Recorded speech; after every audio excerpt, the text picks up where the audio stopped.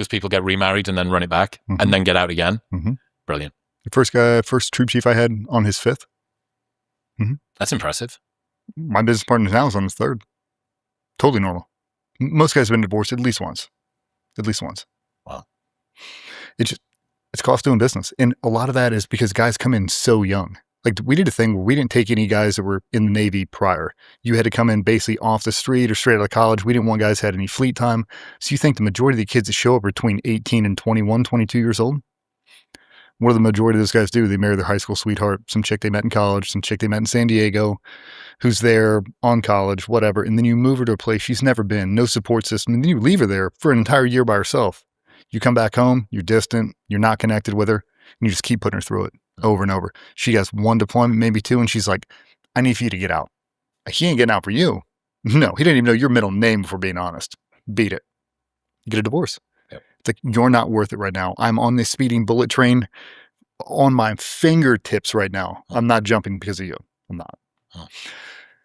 Sacrifice must be made. And usually you sacrifice the ones you love the most. That's what I did. Those are the times I regret it. I wish I would have had a better balance point. But in that time, I couldn't justify it. I didn't have it in me. And I think that's kind of the excuse I come up with. If I would have had the mentors I had later in my career when I first got in, and I would have followed their path, I would have found the role models. I'm going to sit there, I'm going to ride your coattails, and I'm going to live your routine. I think I would have found a balance point. What would have been the biggest differences? Really just being a pro. I'm going to live a routine from the day I show up to the day I leave. Not going to drink to excess. And that's really the difference. Is there was so much 80s and 90s special operations spillover when I came in the early 2000s. Drinking, fighting, fucking. That's what you did. You traveled around like you were in the Rolling Stones. Every bar you went into, beating up college kids, stealing their girlfriends, doing that over and over and over. Because you're single, it's fun, it's normal.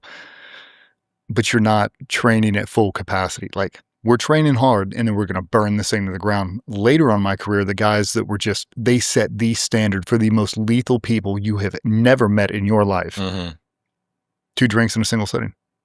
That's it. You never saw them drunk.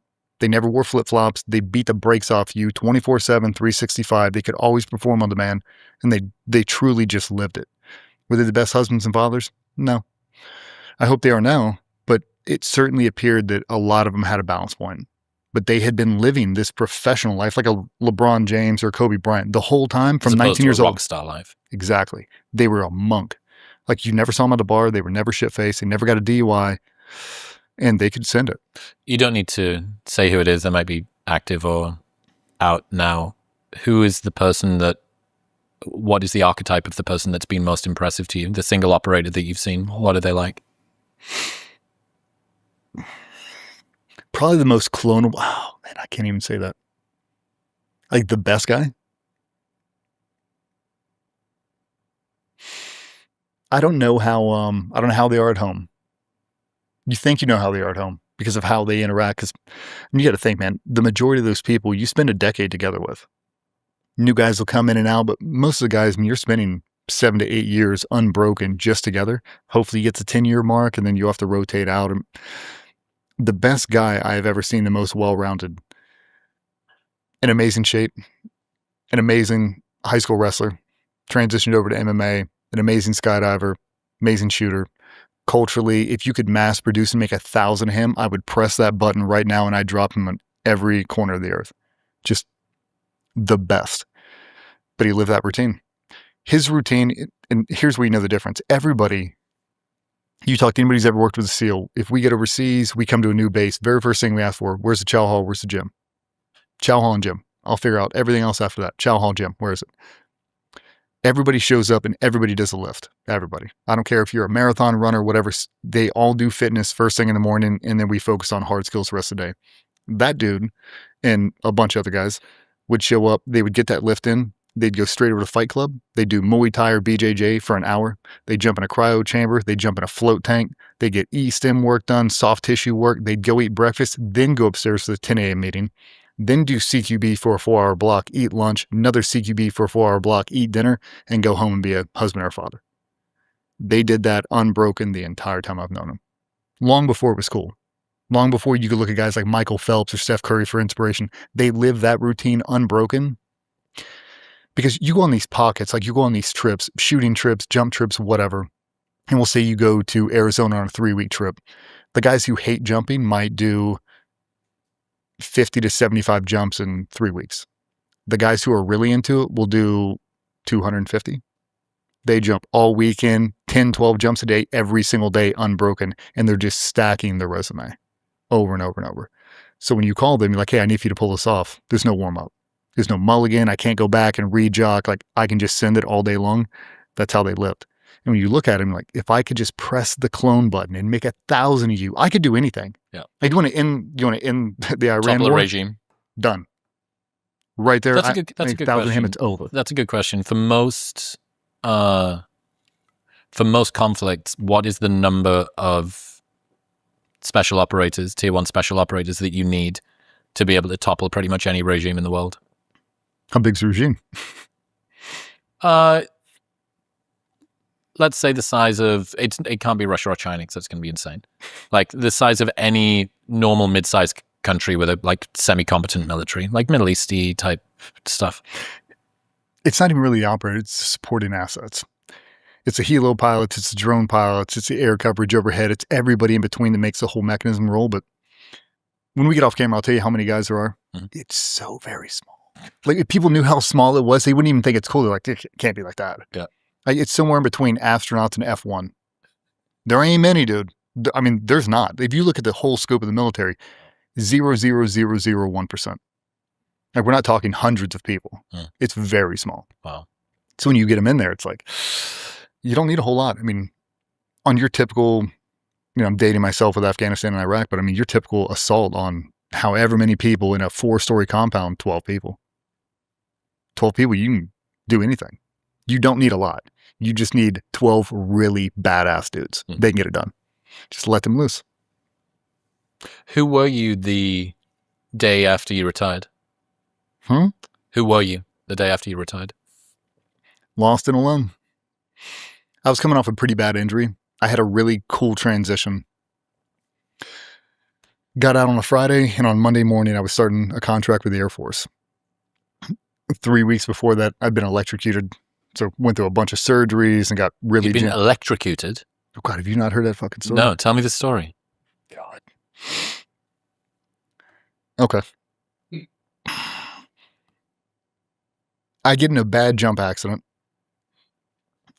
Dislocate my shoulder. It spins through, shreds the entire thing. And now I'm on a medical retirement board. So I've got to get all these surgeries. In the process of that, they found out I was taking all these medications. A bunch of them you couldn't take together. So this new doc comes in. He's like, hey, we got a serious problem, dude. I was like, what is it? He goes, you can't take these 4 medications together. It'll give you a stroke and you'll die. I'm like, well, I've been taking those for 9 years now. I ain't had a stroke yet. And he went, okay, here's the deal. I'm going to send you to Walter Reed. It's this nice program. You'll love it. It's a medical detox facility. So you're going to go there. We're going to wash you out all the meds. We'll put you on a couple ones you can maintain long-term. We got to get you off these meds. What it really is a psych ward. So I show up there, bright-eyed, bushy-tailed, really just a shell of myself, but not realizing what I'm going to do. And they start taking my shoestrings, take all my stuff. And I'm looking around, I'm like, what is going on here? And then, had these nice nurses, but they were fighter pilots in there. There were Green Berets in there. There were all these people in there. And you could see them. Like one of the guys had really bad Parkinson's. He had an ejection ride out of a fighter jet. I mean, jammed up, like couldn't speak, nonverbal. And I'm looking around like, why am I in this room? Like, I'm good, dude. Like, I didn't realize how far I had fallen, like what I looked like at the time. Face all sunk in, 185 pounds, just like not who I used to be. So they put me in this hospital bed, essentially strapped me down for 31 consecutive days. And I do a full med washout. By day 3 or 4, I'm in full detox mode. I don't realize it. I think I have food poisoning. I'm throwing up in the bed. I piss all over myself. They're changing my sheets, blotting me with the wet napkins. I mean, doing the whole thing. I just keep apologizing. I'm so sorry. I don't know what I ate. Day 4, 5, 6, got this pretty black nurse and she's like, oh, honey, you don't know what this is? No. And she's like, it'll be okay. I was washing out of all those medications I was on. Can you say what the meds were? Everything from Adderall, Cymbalta, Zoloft, Prazosin, With the big pain meds, Tramadol, Toradol, Percocet, Vicodin, everything. E- Everything and anything you could be put on, I was taking. That sounds like something that might give you a stroke, yeah. Yeah, well, I wasn't taking them in excess. I wasn't chewing them up. I wasn't snorting them, but I'd wake up and I'd take them all day long. But I had such bad TBI after this injury, really photophobic. I wore sunglasses basically all day, every day. If I looked up at those things, I get a crazy headache. I get sick. I'd throw up. So we're going through all these different protocols. They washed me out of these meds and I wanted to die. When I finally felt what true sobriety was, and because I was under this illusion, because I'm not drinking in excess like I did when I was in my teens and 20s, I'm good. I didn't realize popping all these pills is the equivalent of drinking a 12-pack every 3 hours. And that's what it is. I was stoned under the influence of a narcotic or under a prescription medication 24/7, 365 from 10 until 22. So this is 2018, 2019 now, something like that. We get washed out of these meds. And while I'm in there, it's probably day 15 or 20. The Red Cross comes in. They're bringing in dogs, dog therapy, all this stuff. And she goes, "Can I get you anything?" And I was like, "I don't know." She's like, "Hey, we're doing art therapy next door." I was like, "What about a skateboard? Can you give me a skateboard?" She's like, "Yeah." She brings me a change of clothes. They sneak me out of the hospital, and there's a skateboard shop right outside of Bethesda, Maryland. I can't remember the name of it. I think it's Siren or something. We walk in there. He sees my arm bandage. He's like, "What's going on?" I was like, "You got a skateboard in here?" He gave me 2 off the wall. I sanded them down, went back, painted them, paper mache, all this stuff. And that's what started into what Tribe Skates was. It was my transition out of the military. I'm going to make my mental health version was, instead of painting masks or anything else, I'm going to paint skateboards. So going to get a skateboard team, going to start mass producing these things, all this stuff. But for me, it was the creativity of doing that. In that process, I found fracture burning. You ever seen that? You take a microwave transformer, you pop it out, and you splice jumper cables into it. And then you hooked it to an octopus outlet and you flicked a switch. So if I sanded down all the lacquer off this table and I drove a 10-penny nail in there and there, I clipped these 2 things on and I poured Coca-Cola across this table, it would burn the wood grain and they would all connect. Right? You ever Make seen a that? cool pattern. Oh, a sick pattern. Right. I burnt everything. So I'm burning these skateboards and I'm knocking out some of the coolest pieces I've ever seen, ever. Getting really good at it. I don't realize how dangerous it is though. I'm not an electrician. I don't know.